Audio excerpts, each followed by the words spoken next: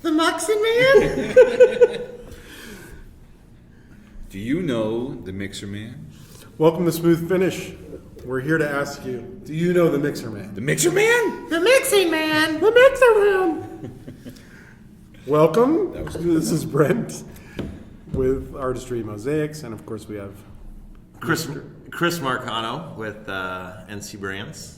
Dan. Rob Romano with David Cook Plaster Company. And we are a little giddy because it's been a long day of meetings. A lot of good stuff being discussed, but... Well, we're hanging out in Chicago. Yes, and, yes. Had a great time last night. I visited going to Wrigley Field and seeing the Cubs game for the first time in my life, going to Wrigley. It's pretty cool. And it's insane to go to a baseball game when it's less than 38 degrees. Yeah, and windy. It was Go figure. Yes, it was a dry cold. It's dry cold. It was about the coldest baseball game I've I ever was attended. introduced to, for the first time, was old style beer. I was going to go there. What the heck? And that, boy, that's so old that it hit me this morning. I woke up this morning like, well, I drink. Well, that's its style. It makes you old. Yeah, right. So, Well, or older. first of all, you're welcome Thank for you. introducing No, you it to was Old great. Style. Great. I've spent some time in this great city. I love it up here, and Old Style is a must try, especially at a Cubs game. But also, you got your first taste of Malort.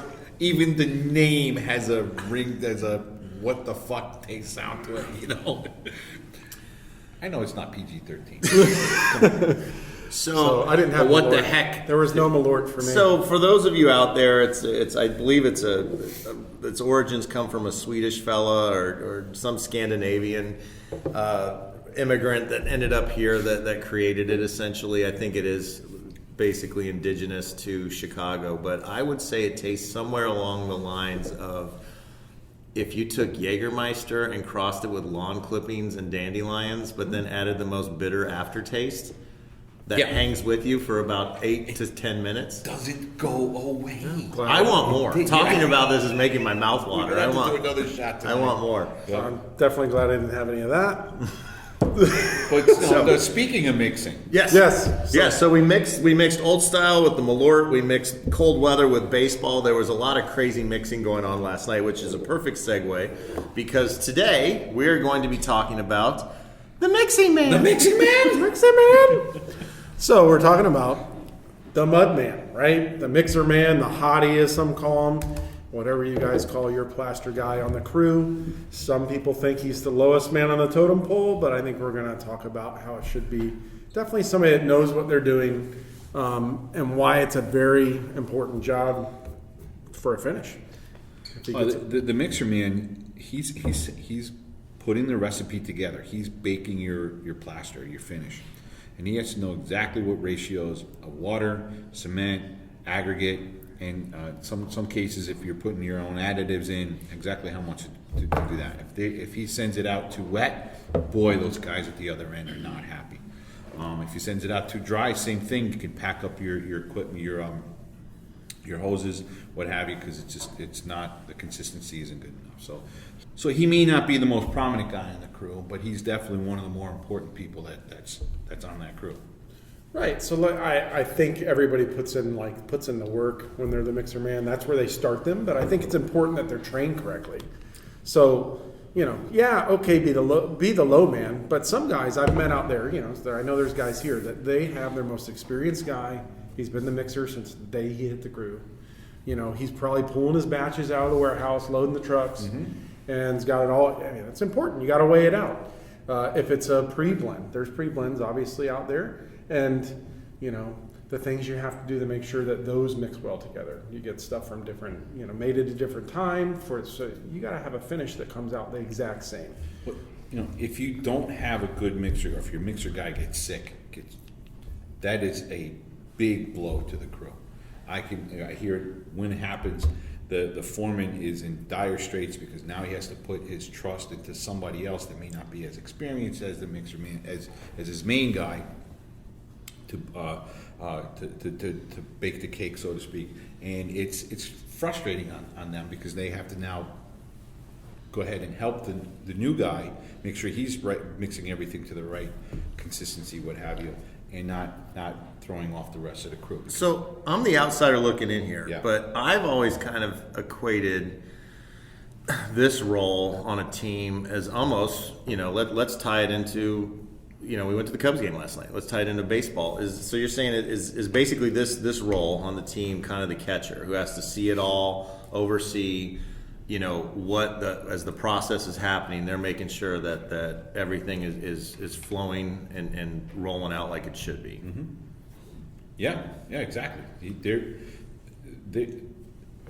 Again, if you don't have the right mix, you don't have the right consistency, it can throw everything off on the receiving end. So let me ask you this. So say you do have, for some unseen set of circumstances on a crew, you do have somebody who's maybe not the strongest link that's filling into that position.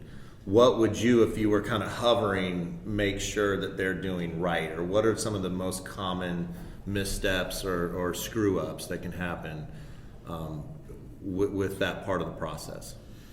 Well, I mean, there's a lot to it, right? So it's the maintenance of the equipment. If it's a pneumatic crew, right, a guy that's pumping, if he doesn't have the right slump and the right mix of product to go through that hose and it gets jammed up, now not only are you not getting to the product to the pool for the guys to get on the walls, it's not even getting to the pool. Sure. It's getting jammed up in a line, guys are getting out of the pool, they're hammering on hoses. I was going to say, that can be a liability from a danger and a safety Absolutely. perspective, Yeah. right? We've all heard the stories. Hitting a hose. Yeah, we're under plastering pressure the with a roof hammer. today, forget the pool, it's up there. And it's happened. Yeah. Oh, God, has it happened. Yep. But, that's part of it. Even just, it's just the sequence of what product goes in, right? It's like anything. If you're not a plaster person at all, if you go to mix, a cake at your house, you got to put your liquids in first. If you go to put your dry in before your liquids, that's going to cause a problem right up front. That's funny because in my notes right here, I'm showing you this. My one note on this says pastry chef because that's when I was going through this. I'm like, this is like, there's lots of chefs out there. There's lots of grill men. There's lots of guys and gals that can just tear up an open flame and cook whatever you want. But the precision in the culinary field is a pastry chef because they don't. It's science, right? It is science. And I have visions And artistry of Little Rascals when they baked that cake that just kept blowing up in certain areas. See, you guys are looking at me, you young mothers. You young guys don't even know what I'm talking about right now, but you can scratch that whole part out. No, I saw the Little Rascals. That was that movie from Yeah. the late 80s. No, yeah, the movie from the late 80s. We're going back though. Like the He's original going Little alfalfa. Rascals. He's going way Of back. course we watched I'm that. saying the names. We know who Yeah. you're talking about. So that's right. I mean, the sequence of products, what you put in there. I mean, some guys have mixes where they put in trowel aids and other products that help the guys in the pool. And if you miss one thing, or you misweigh something, or just like we had said before, if you have say a colored plaster, and you have, say it's a pre-blend, and you have something from 3 months ago and something fresh, you would have to mix a specific ratio, or you say you had so many bags of one and the other, you want to make sure, say it's 10 bags, you want to have 8 of the one lot date and 2 of the other on every single mix.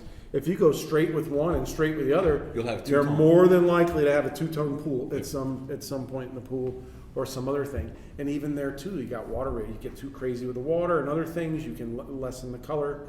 I know that out there's some dye pigments. Again, talking about sequence. If you put in, you put your heat in, or with the calcium that they put in to heat up the pool. If you put that in prior to the color pigment changing, you can almost block pigments. It happens on pre-blends, it happens on just in the field. Some of those, again, something changed with the calcium. It didn't happen, and all of a sudden it started to happen, right? Mm-hmm. So they changed the power, what happened with the calcium, and it affected our industry. So just knowing those things, it was really interesting I got to see that happen where people would do that, and they're saying, oh, you didn't put pigment in your product, and then you'd go mix it, and you'd be like, wait, what are you talking about? Right? Because we're not putting any of that in, and it's just discovery.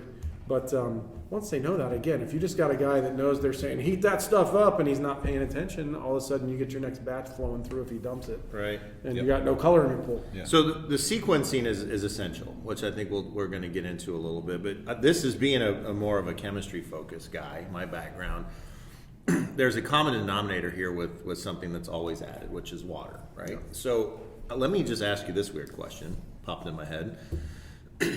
if you're out in an area that has questionable water from a source, so say a well, right, which could be inundated with high levels of different saturation of calcium or iron or some other metal or something like that. Is that ever a factor in this, or? Yeah, it can be for sure. If it's known, right?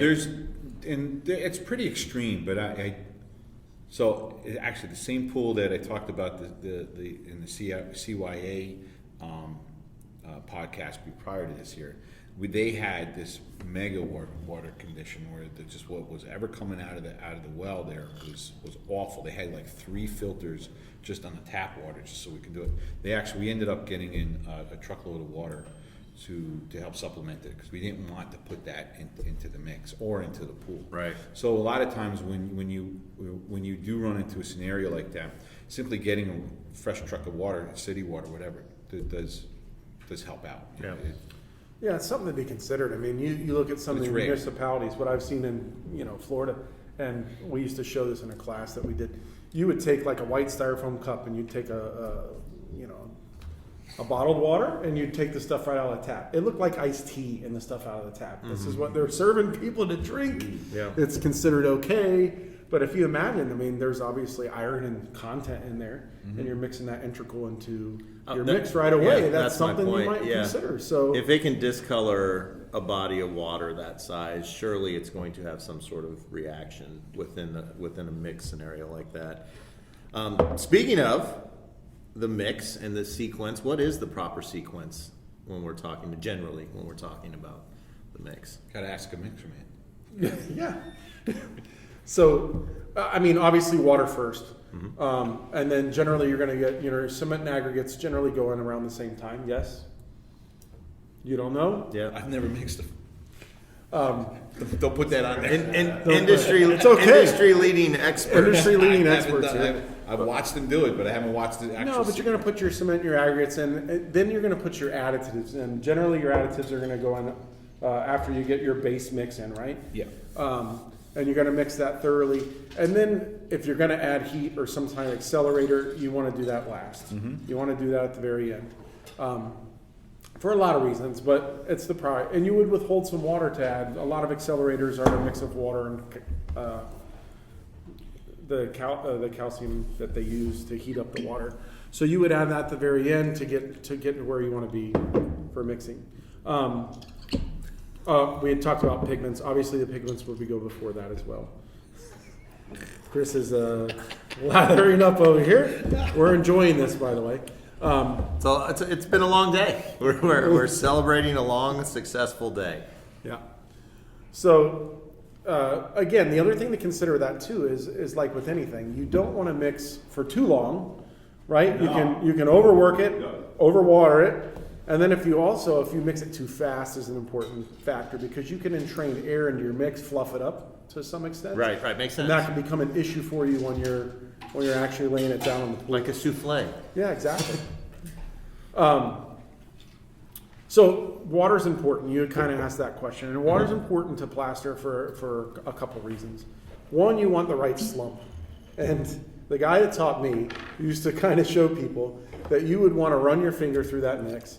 And if it closes straight away behind that finger, it's too loose, right? Okay. If you drag your finger through and it doesn't close at all, you got a problem too, right? There's not enough water in there. Okay. And in anything, you don't want to keep adding. You don't want to add water after the fact.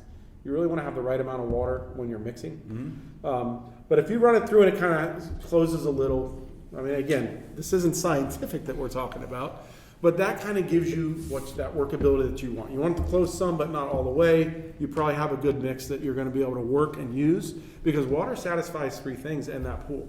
One's the wick effect, and what that means is when you're putting the plaster on the pool, you're starting the transfer of moisture from the plaster itself onto the shell. That's what really creates the bond in that first scratch coat. Right. You're starting to create the bond, and it satisfies that. And then you're pulling up your next coat. The other thing satisfied is really just the curing. You need enough water for the curing. And then lastly, and you might have to, we're in windy city of Chicago, right? So you might have to adjust for that. The other thing is the environmental conditions, right? Wind will dry out plaster way faster than the sun and other things. But you want to make sure that you have enough moisture to satisfy those 3 things during the plaster process. If it dries too fast, you're going to have check cracking, debonding, a lot of those types of things. If you have too much water, you're going to sit there and play with it forever, and you're going to lose elasticity, and you're going to have other issues with the pool. So water is a super important part of what the mixer guy does. Now, he's not putting his finger in a running mixer, but No, well, but some you know, do, again, and they come out like this. yeah, they come out missing fingers. Yeah. But So we here on the Smooth Finish do not endorse that technique Yeah. in any way, shape, or form. I've seen Safety it. first. I've literally seen it. All he has is his pointy finger left. That's it. Yeah. right. So again, water's important too, and the curing process. You know, they get the next batch, and somebody's not paying attention, get too wet. You can have hydration issues, right? If water, plaster has more water in it, if it cures slower, that type of thing. A lot of times you'll get a darker finish in some areas. Yeah, You'll change hydrating. color, you'll get patches, those types of things. So water is super important for sure. A question, and some of these, a lot of this came to us from our technical advisor, Kent Westfall. So he this was an important topic for him. So he posed the question. I think usually it's one guy, but one of his questions for us to discuss was correct staffing of mixer station. How many people do you have? I guess it really depends on a lot of things, It right? depends on the crew, your equipment. We have 2 guys on our pump trucks. They're just helping each other out, humping material from the back of the truck to the front, Right. keeping things clean, making sure that the hopper is moving and everything's loose in there and what have you, help mix it up. So it is a team effort on our end, but there is a main guy and his helper. Yeah, I think generally it's going to be 2 guys. I think on pre-blends, maybe it's a little different because of how they do it. Smaller mixers, they're wheelbarrow on it too. So maybe somebody's running the wheelbarrow or doing something in the pool. It's out of my If they're not using pneumatics, right, there's a different scenario. But generally that means you probably have a couple guys. You have one guy running stuff and you got another guy that's actually keeping the mix going. Yeah. Yep. So adequate mix time is important. We kind of touched on that a little bit to make sure that you're mixing it adequately and you're getting a nice slump and everything's mixing together as homogeneous, Right. mud basically. Right. Speed of mix we kind of talked about. Don't want to go too fast. Obviously, don't want to go too slow. I've definitely stalled a mixer at a class that we've done because I had it not cranked up enough and not enough water in the mix at that time. And of course, every manufacturer has their own protocols, right? Yeah. So Yeah, I was going to ask about that. I'm assuming from a master, a real expert that's going to go out there, the mixing man. Somebody who really knows their craft, though, they're going to be intimately familiar with the specs and the recommended application and parameters per the materials that they're using, right? Because I'm assuming that there's general rules of thumb that apply to most substances, but there are some specific requirements from product to product. You have your pre-blends, right?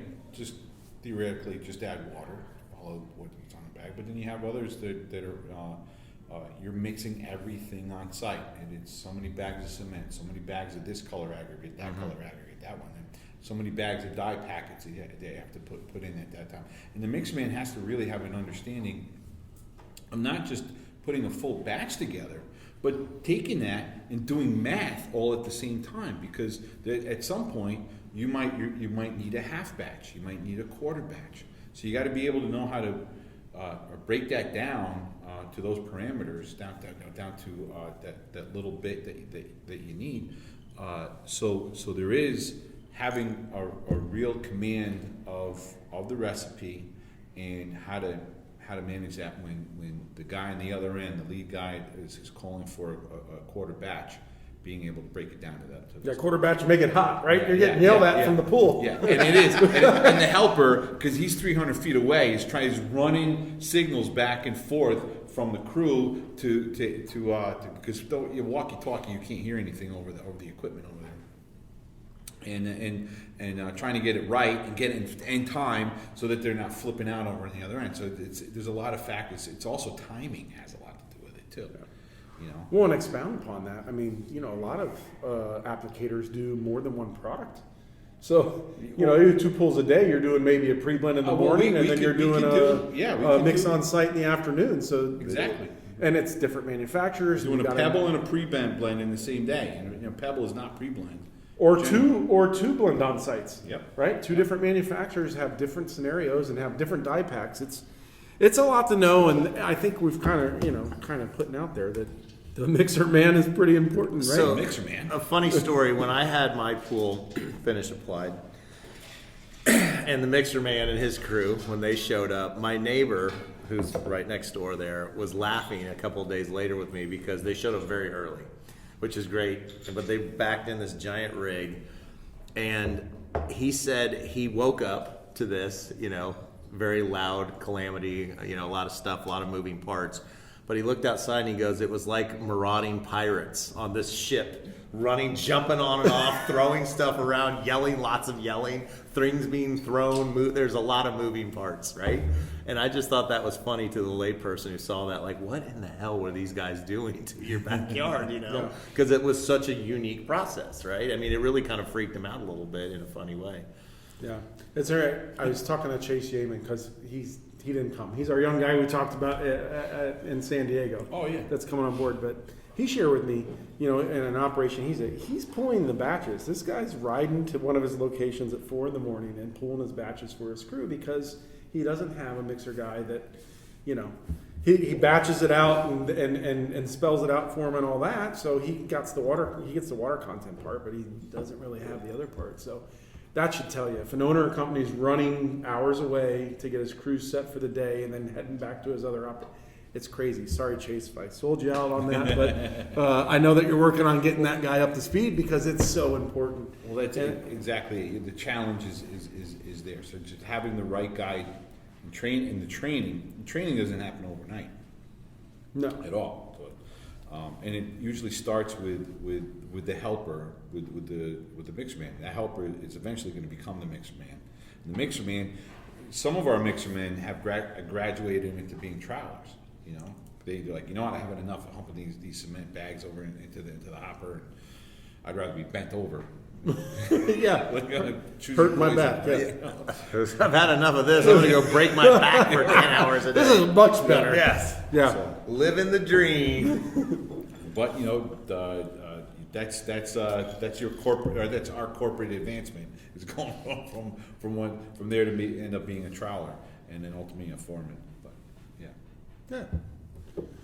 Well, I think we've touched on maybe not the finer points of being a mixer man, but we definitely wanted to share. Dirty job. Definitely a dirty job. It's one of those things. Mike Rowe, if you're listening.